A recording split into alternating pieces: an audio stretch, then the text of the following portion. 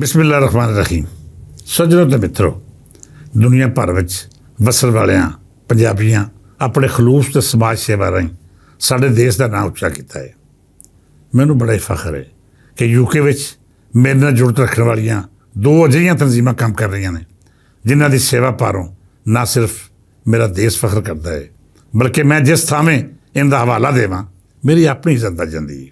ਮੇਰਾ ਸਿਰ ਫਖਰ ਨਾਲ ਬੁਲੰਦ ਹੋ ਜਾਂਦਾ ਹੈ ਕਿ ਵੇਖੋ ਸਾਡੇ ਦੇਸ਼ ਪੰਜਾਬ ਦੇ ਵਸਣ ਵਾਲੇ ਦੁਨੀਆ ਭਰ ਵਿੱਚ ਕਿਵੇਂ ਉਹ ਕੰਮ ਕਰ ਰਹੇ ਨੇ, ਜਿਹਦੀ ਮਿਸਾਲ ਦੇ ਕੇ ਆਖਿਆ ਜਾਂਦਾ ਹੈ ਕਿ ਇਹ ਸੇਵਕ ਸਾਡੇ ਸਮਾਜ ਦਾ ਮਾਣ ਨੇ। ਦੁਨੀਆ ਭਰ ਵਿੱਚ ਸਾਡੇ ਪੰਜਾਬ ਅਤੇ ਪਾਕਿਸਤਾਨ ਦਾ ਤਾਰਫ ਬਣਨ ਵਾਲੇ ਇਹਨਾਂ ਦੋ ਨਾਮਾਂ ਵਿੱਚੋਂ ਪਹਿਲਾ ਨਾਂ ਸੈਯਦ ਲਖਤ ਹੁਸੈਨ ਹੋਰਾਂ ਦਾ ਹੈ। ਉਹਨਾਂ ਦਾ ਤਾਲੁਕ ਮੇਰੀ ਮਿੱਟੀ ਨਾਲ ਹੈ। ਮੈਂ ਅਹਿਮਦਨਗਰ ਚੱਠਾ ਦਾ ਰਹਿਣ ਵਾਲਾ ਹਾਂ ਅਤੇ ਉਹ ਸੋਧਰਾ ਦੇ। ਮੇਰਾ ਜਨਮ ਭਾਵੇਂ ਅਹਿਮਦਨਗਰ ਹੋਇਆ, ਪਰ ਆਜ਼ਾਦੀ ਦਾ ਇੱਕ ਵੱਡਾ ਅਰਸਾ ਸੋਧਰੇ ਦੇ ਸੱਜਣਾ ਮਿੱਤਰਾਂ ਦੀ ਸੰਗਤ ਵਿੱਚ ਗੁਜ਼ਰਿਆ।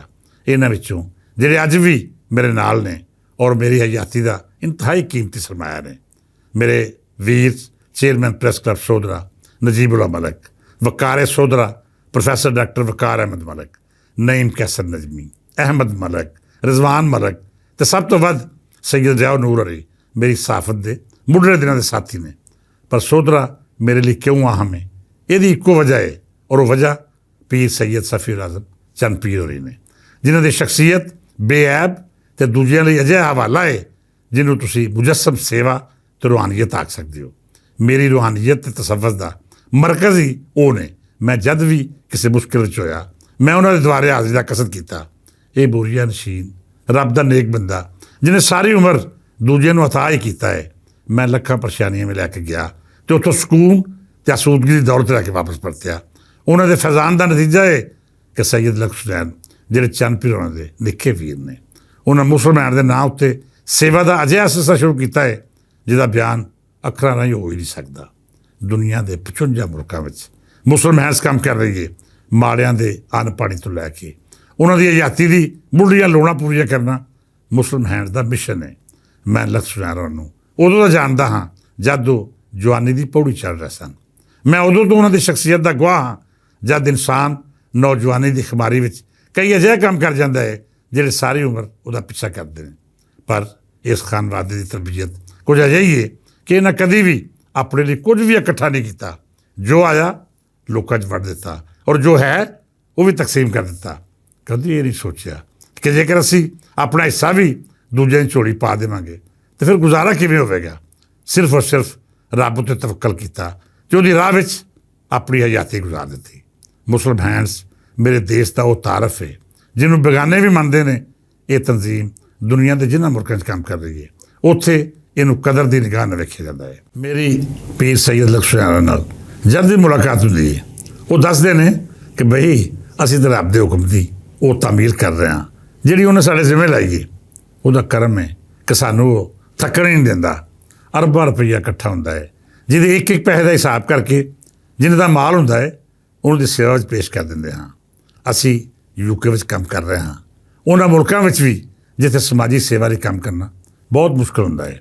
ਬਹੁਤੀਆਂ ਤਨਜ਼ੀਮਾਂ ਇਹਨਾਂ ਮੁਲਕਾਂ ਵਿੱਚ ਇਸ ਕਰਕੇ ਕੰਮ ਨਹੀਂ ਕਰਦੀਆਂ ਕਿ ਇੱਥੇ ਇੱਕ ਇੱਕ ਪੈਸੇ ਦਾ ਹਿਸਾਬ ਰੱਖਣਾ ਸਮਾਜੀ ਸੇਵਾ ਨਾਲ ਜੁੜੇ ਲੋਕਾਂ ਲਈ ਆਸਾਨ ਨਹੀਂ ਹੁੰਦਾ। ਪਰ ਇਹ ਔਖਿਆਈ ਜਿਹੜੀ ਦੂਜਿਆਂ ਲਈ ਇਮਤਿਹਾਨ ਹੈ ਉਹ ਸਾਡੇ ਲਈ ਆਸਾਨੀ ਹੈ। ਕਿਉਂ ਜੇ ਅਸੀਂ ਰੱਬ ਦੇ ਬੰਦਿਆਂ ਦੀ ਇਸ ਅਮਾਨਤ ਨੂੰ ਇੱਕ ਸਿਸਟਮ ਦੇ ਨਾਲ ਉਹਦੇ ਬੰਦਿਆਂ ਤੱਕ ਅਪਣਾਉਂਦੇ ਹਾਂ।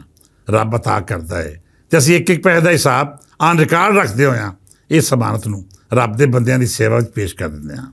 ਸ਼ਾਹ ਹੋਰਾਂ ਦੀ ਇਹ ਗੱਲ ਨਾਲ ਮੈਂ ਮੁਕੰਮਲ ਇਤਫਾਕ ਕਰਦਾ ਹਾਂ। ਇਸ ਘਰਾਣੇ ਨੇ ਅੱਜ ਤੱਕ ਕੋਈ ਅਜਿਹਾ ਕੰਮ ਨਹੀਂ ਕੀਤਾ ਜਿਹਦੇ ਪਾਰੋਂ ਕਿਸੇ ਦੁਸ਼ਮਣ ਨੂੰ ਵੀ ਇਹਨਾਂ ਦੇ ਕਿਰਦਾਰ ਉੱਤੇ ਉਂਗਲੀ ਚੁੱਕਣ ਦਾ ਮੌਕਾ ਮਿਲੇ। ਇਹਨਾਂ ਦੇ ਬਦਤਰੀਨ ਦੁਸ਼ਮਣ ਵੀ ਇਹਨਾਂ ਦੀ ਸ਼ਫਾਫੀਅਤ ਅਤੇ ਇਮਾਨਦਾਰੀ ਦੀ ਗਵਾਹੀ ਦਿੰਦੇ ਨੇ। ਇਹੋ ਵਜ੍ਹਾ ਹੈ ਕਿ ਮੁਸਲਮਾਨ ਅੱਜ ਸ਼ਫਾਫੀਅਤ ਦਾ ਅਜਿਹਾ ਹਵਾਲਾ ਬਣ ਚੁੱਕੀ ਹੈ ਜਿਹੜੀ ਮੇਰੇ ਦੇਸ਼ ਦੀ ਪਹਿਚਾਣ ਵੀ ਹੈ ਅਤੇ ਦੁਖੀ ਲੋਕਾਂ ਦੇ ਦਰਦਾਂ ਦਾ ਸਹਾਰਾ ਵੀ। ਸੱਜਣ ਪਿਆਰਿਓ, ਸਮਾਜ ਸੇਵਾ ਦੇ ਸਿਲਸਿਲੇ ਵਿੱਚ ਦੂਜਾ ਨਾਂ ਅਲ ਮੁਸਤਫਾ ਵੈਲਫੇਅਰ ਟਰੱਸਟ ਦੇ ਜਨਾਬ ਅਬਦੁਲ ਰਜ਼ਾਕ ਸਾਜਿਦ ਹੋਰਾਂ ਦਾ ਹੈ। ਇਹਨਾਂ ਨੇ ਵੀ ਸਮਾਜ ਸੇਵਾ ਦਾ ਸ਼ੋਭਾ ਚੁਣ ਕੇ ਆਪਣੀ ਪੂਰੀ ਆਜ਼ਾਦੀ ਲੋਕਾਂ ਦੇ ਦੁੱਖਾਂ ਦਾ ਮੁਦਾਵਾ ਕਰਨ ਦੇ ਨਾਵੇਂ ਲਾ ਛੱਡੀ। ਰੱਬ ਦਾ ਇਹ ਦਰਵੇਸ਼ ਬੰਦਾ ਜਦ ਵੀ ਵੇਖੋ ਕਿਸੇ ਨਾ ਕਿਸੇ ਤਰ੍ਹਾਂ ਲੁਕਾਈ ਦੀ ਸੇਵਾ ਵਿੱਚ ਮਸਰੂਫ ਹੋਵੇਗਾ। ਇਹ ਲੰਦਨ ਵਸਦੇ ਨੇ ਅਤੇ ਇੱਥੋਂ ਦੁਨੀਆ ਭਰ ਵਿੱਚ ਵਸਣ ਵਾਲੇ ਹਰ ਦੁਖੀ ਮੂਮਨ ਦੀ ਖਿਦਮਤ ਨੂੰ ਆਪਣੀ ਈਮਾਨ ਦਾ ਹਿੱਸਾ ਸਮਝਦੇ ਨੇ। ਪਾਕਿਸਤਾਨ ਵਿੱਚ ਅੱਖਾਂ ਦੇ ਮਰਜ਼ਾਂ ਵਿੱਚ ਮੁਬਤਲਾ ਲੋਕਾਂ ਦੇ ਇਲਾਜ ਲਈ ਫ੍ਰੀ ਹਸਪਤਾਲਾਂ ਦਾ ਅਜਿਹਾ ਜਾਲ ਵਿਛਾਇਆ ਹੋਇਆ ਹੈ ਜਿੱਥੇ ਹਰ ਸਾਲ ਲੱਖਾਂ ਆਪਰੇਸ਼ਨ ਹੁੰਦੇ ਨੇ ਅਤੇ ਮਰੀਜ਼ਾਂ ਨੂੰ ਦਵਾ ਦਾਰੂ ਵੀ ਮੁਫਤ ਲੱਭਦਾ ਹੈ। ਮੈਂ ਆਪ ਇਹਨਾਂ ਹਸਪਤਾਲਾਂ ਦਾ ਵਿਜ਼ਿਟ ਕੀਤਾ ਅਤੇ ਵੇਖਿਆ ਕਿ ਇੱਥੇ ਦੂਜੇ ਸਮਾਜ ਸੇਵਾ ਨਾਲ ਜੁੜੀਆਂ ਤਨਜ਼ੀਮਾਂ ਦੇ ਹਸਪਤਾਲਾਂ ਵਾਂਗੂ ਭਰਤੀ ਦੇ ਡਾਕਟਰ ਮਰੀਜ਼ਾਂ ਦਾ ਇਲਾਜ ਨਹੀਂ ਕਰਦੇ, ਬਲਕਿ ਪਾਕਿਸਤਾਨ ਦੇ ਸੀਨੀਅਰ ਅਤੇ ਵੱਡੇ ਪ੍ਰੋਫੈਸਰ ਇੱਥੇ ਮਰੀਜ਼ਾਂ ਨੂੰ ਚੈੱਕ ਵੀ ਕਰਦੇ ਨੇ ਅਤੇ ਉਹਨਾਂ ਦਾ ਆਪਰੇਸ਼ਨ ਵੀ ਕੀਤਾ ਜਾਂਦਾ ਹੈ। ਇਹਦੇ ਨਾਲ ਨਾਲ ਜਨਾਬ ਅਬਦੁਲ ਰਜ਼ਾਕ ਸਾਜਿਦ ਉਹ ਅਜ਼ੀਮ ਸ਼ਖਸੀਅਤ ਨੇ ਜਿਹੜੇ ਇਸਰਾਈਲੀ ਬੰਬਾਰੀ ਦੀ ਪਰਵਾਹ ਕੀਤੇ ਬਗੈਰ ਗਜ਼ਾ ਦੇ ਮਜ਼ਲੂਮ ਮੁਸਲਮਾਨਾਂ ਲਈ ਇਮਦਾਦ ਲੈ ਕੇ ਆਪਣੇ ਜਦ ਸਮਾਜ ਸੇਵਾ ਤੁਹਾਡੇ ਲਈ ਆਪਣੀ ਜ਼ਿੰਦਗੀ ਤੋਂ ਜ਼ਿਆਦਾ ਅਹਿਮ ਹੋ ਜਾਏ ਤਾਂ ਫਿਰ ਸਮਝ ਲਵੋ ਕਿ ਤੁਹਾਡੇ ਵਾਅਦੇ ਪੁੱਗ ਗਏ ਨੇ। ਤੁਸੀਂ ਜਿਸ ਰਾਹ ਦਾ ਇੰਤਖਾਬ ਕੀਤਾ ਸੀ, ਰੱਬ ਸੱਚੇ ਨੇ ਤੁਹਾਨੂੰ ਕਾਮਯਾਬ ਕੀਤਾ। ਤੁਸੀਂ ਸਮਾਜ ਸੇਵਾ ਲਈ ਜਿਸ ਰਾਹ ਦੇ ਮੁਸਾਫਰ ਹੋਏ, ਉਹਦੀ ਮੰਜ਼ਿਲ ਤੁਹਾਨੂੰ ਮਿਲ ਗਈ। ਮੇਰੇ ਲਈ ਅਬਦੁਲ ਰਜ਼ਾਕ ਸਾਜਿਦ ਬੜੇ ਮਾਣਯੋਗ ਨੇ। ਇਹ ਉਹ ਲੋਕ ਨੇ ਜਿਨ੍ਹਾਂ ਦੇ ਹੁੰਦਿਆਂ ਸਾਨੂੰ ਅਹਿਸਾਸ ਰਹਿੰਦਾ ਹੈ ਕਿ ਅਸੀਂ ਜ਼ਿੰਦਾ ਸਮਾਜ ਦੇ ਰਹਿਣ ਵਾਲੇ ਹਾਂ, ਅਸੀਂ ਲੋਕਾਂ ਦੇ ਦਰਦ ਵੰਡਣ ਵਾਲੇ ਦੇ ਸਮਾਜ ਵਿੱਚ ਜ਼ਿੰਦਾ ਹਾਂ। ਸੱਜਣ ਪਿਆਰਿਓ, ਅੱਜ ਇਹਨਾਂ ਦੋਵਾਂ ਮਿੱਤਰ ਪਿਆਰਿਆਂ ਦੇ ਬਾਰੇ ਗੱਲਬਾਤ ਕਰਨ ਦਾ ਮਕਸਦ ਇਹ ਸੀ ਕਿ ਤੁਸੀਂ ਯੂਕੇ ਵਸਦੇ ਹੋ ਅਤੇ ਇਹ ਸੱਜਣ ਪਿਆਰੇ ਵੀ ਯੂਕੇ ਵਿੱਚ ਆਪਣਾ ਦਿਨ ਰਾਤ ਸਮਾਜ ਸੇਵਾ ਦੇ ਨਾਵੇਂ ਲਾ ਕੇ ਆਪਣੀ ਆਜ਼ਾਦੀ ਦਾ ਉਹ ਵੇਲਾ ਜਿਹੜਾ ਇਹਨਾਂ ਦੇ ਆਪਣੇ ਟੱਬਰ ਅਤੇ ਬਾਲਾਂ ਦਾ ਆ ਕੇ ਰੱਬ ਦੀ ਰਾਹ 'ਚ ਖਰਚ ਕਰ ਰਹੇ ਨੇ। ਇਸ ਤੋਂ ਵੱਡੀ ਕੀਮਤੀ ਸ਼ੈ ਕਿਸੇ ਇਨਸਾਨ ਕੋਲ ਹੋ ਹੀ ਨਹੀਂ ਸਕਦੀ। ਵੇਲੇ ਤੋਂ ਵੱਧ ਕੀਮਤੀ ਸ਼ੈ ਕੋਈ ਹੈ ਵੀ ਨਹੀਂ। ਜੇ ਤੁਹਾਡਾ ਵੇਲਾ ਰੱਬ ਦੀ ਰਾਹ 'ਚ ਖਰਚ ਹੋ ਰਿਹਾ ਹੈ ਤਾਂ ਫਿਰ ਤੁਸੀਂ ਜਾਣ ਲਵੋ ਕਿ ਤੁਹਾਡੇ ਉੱਤੇ ਰੱਬ ਦੀ ਮਿਹਰ ਹੈ। ਯੂਕੇ ਦੇ ਵਸਣ ਵਾਲਿਓ, ਤੁਸੀਂ ਖੁਸ਼ ਨਸੀਬ ਹੋ ਕਿ ਤੁਹਾਡੇ ਸਮਾਜ ਵਿੱਚ ਸੈਯਦ ਲਖਤ ਹੁਸੈਨ ਅਤੇ ਅਬਦੁਲ ਰਜ਼ਾਕ ਸਾਜਿਦ ਜਿਹੇ ਅਨਮੁੱਲੇ ਹੀਰੇ ਨੇ। ਵਸਦੇ ਰਹੋ ਤੁਸੀਂ ਅਤੇ ਵਸਦੇ ਰਹਿਣ ਉਹ ਸਭੇ ਪੰਜਾਬੀ ਜਿਹਨਾਂ ਨੂੰ ਦੂਜਿਆਂ ਦੇ ਦੁੱਖ ਦਰਦ ਦਾ ਅਹਿਸਾਸ ਹੈ, ਜਿਹੜੇ ਦੂਜਿਆਂ ਨੂੰ ਰੱਬ ਦੀ ਰਹਿਮਤ ਬਣ ਕੇ ਉਹਨਾਂ ਦੇ ਦੁੱਖਾਂ ਦਾ ਬਦਾਵਾ ਕਰ ਰਹੇ ਨੇ। ਅੱਜ ਲਈ ਇੰਨਾ ਹੀ। ਹਰ ਸਮਾਜ ਸੇਵਕ ਨੂੰ ਸਲਾਮੀ ਦੇ ਨਾਲ ਮੈਨੂੰ ਇਜਾਜ਼ਤ ਦਿਓ। ਫਿਰ ਵਿਚਾਰ ਵਟਾਂਦਰਾ ਕਰਾਂਗੇ ਅਤੇ ਗੱਲਾਂ ਬਾਤਾਂ ਵੀ ਸਾਂਝੀਆਂ ਕਰਾਂਗੇ।